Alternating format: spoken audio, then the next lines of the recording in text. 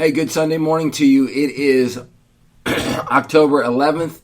The year is 2015. The time is 8:03 a.m. The article we're looking at this morning is The Pain of Transgender Regret. My name is Sean Harris, and the article is written by Walt Heiher,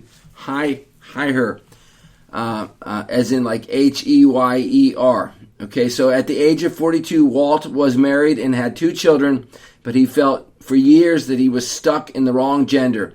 So he fully transitioned and emerged as Laura Jensen. After living as a woman for 8 years, he realized that he had made a terrible mistake. Now he is detransitioned back to his birth gender and provides encouragement to people who regret their gender change.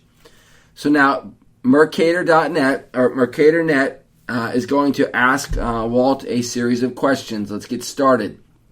He says, Bruce, now Caitlyn Jenner, seems perfectly happy with his gender change.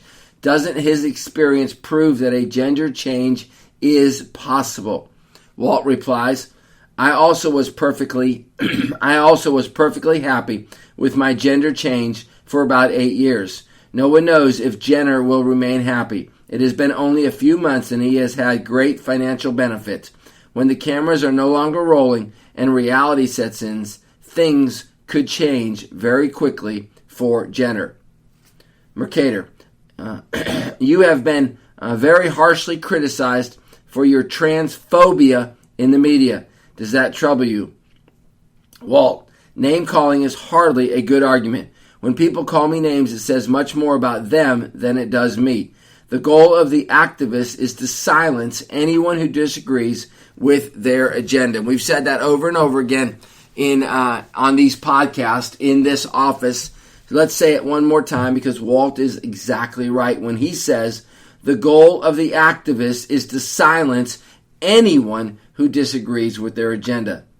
Mercator, why don't we hear much about people who have detransitioned like yourself? Walt, there is an important reason. They are ashamed and devastated about their mistake that they do not want to come forward. Mercator, civil rights for transgender people is a new frontier for human rights, it seems, but barely 10 years ago it was scarcely on the blimp on the radar. How did it become so popular? Walt, over a decade ago there were transvestites, drag queens, cross-dressers, and sexual fetishes. Today, the reason there is such an explosion in the number of transgenders is because those categories no longer exist. Everyone who previously would have identified one of those is now included in the category of transgender and encouraged to transition. I think the expansion of the power of the LGBT political and sexual activists along with political correctness, has moved the cause of civil rights for transgenders beyond what anyone could ever have imagined. In my view, this frontier ignores the greater need to provide effective and sound diagnosis for transgenders. It is politically incorrect to point out the science that shows transgenders suffer from undiagnosed comorbid disorders that cause the desire to change genders. The lack of effective diagnosis and treatment of coexisting disorders in transgenders, evidenced by the high rate of suicide attempts, is covered up by those who call for civil rights.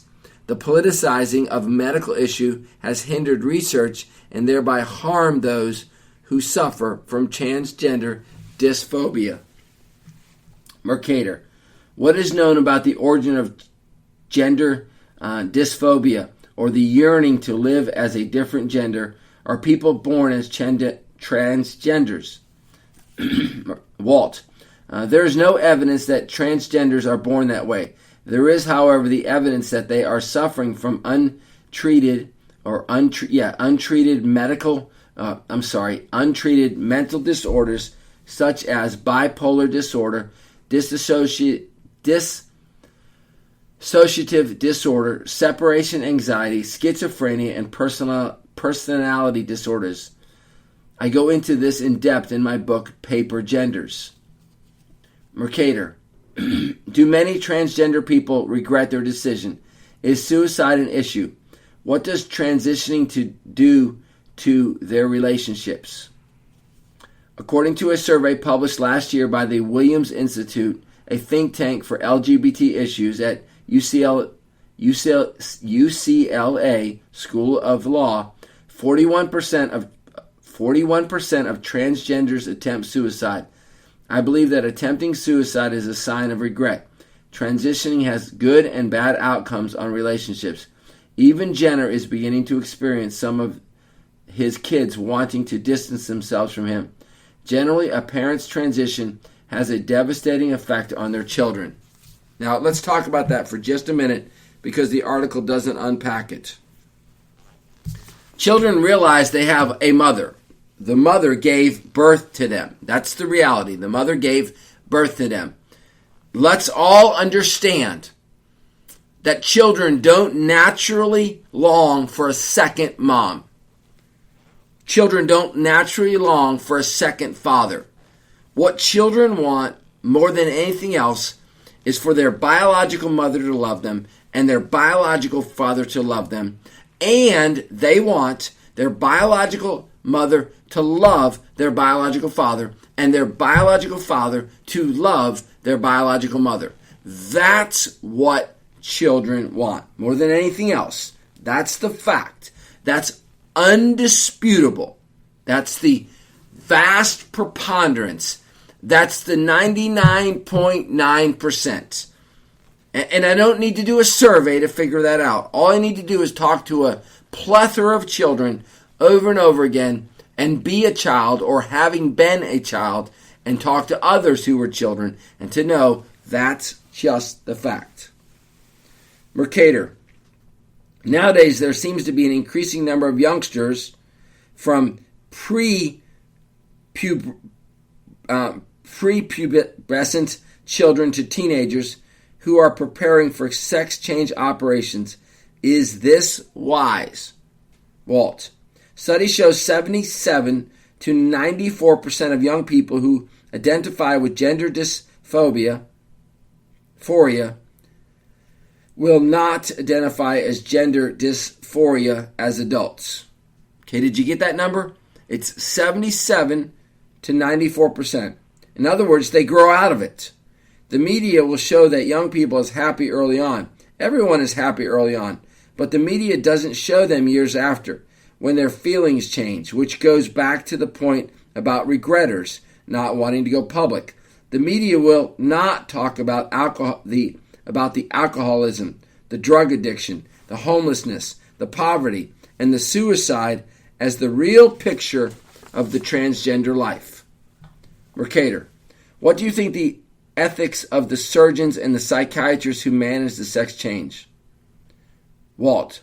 The staggering statistics on attempted suicide prove that sex change isn't working. Long-term follow-up to assess the effectiveness of this so-called treatment is non-existent.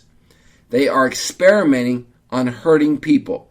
The ethics get lost. The psychiatrists neglect to assess and treat comorbid mental disorders. And then there's the money and the prestige. Surgeons make over $1 million a year for performing sex change surgery. Mercator. Why don't we hear much about the people who have detransitioned like yourself? Walt. I hear from them every week. They contact me because I understand and am willing to listen and help. You yourself pointed to the treatment I get from the media because I have detransitioned and have the audacity to talk about it publicly. The ones who contact me are hurting, often to the point of suicide, about the magnitude of the devastation they have brought upon themselves. They won't withstand the harsh criticism. They know that the activists will treat them with disdain and worse. Walt Heyer is an author and public speaker with a passion for mentoring individuals whose lives have been torn apart by the unnecessary gender change surgery. For more information about this man, visit his blog or website, www.sexchangerregret.com. Again, that was www.sexchangeregret.com. Sexchangeregret.com.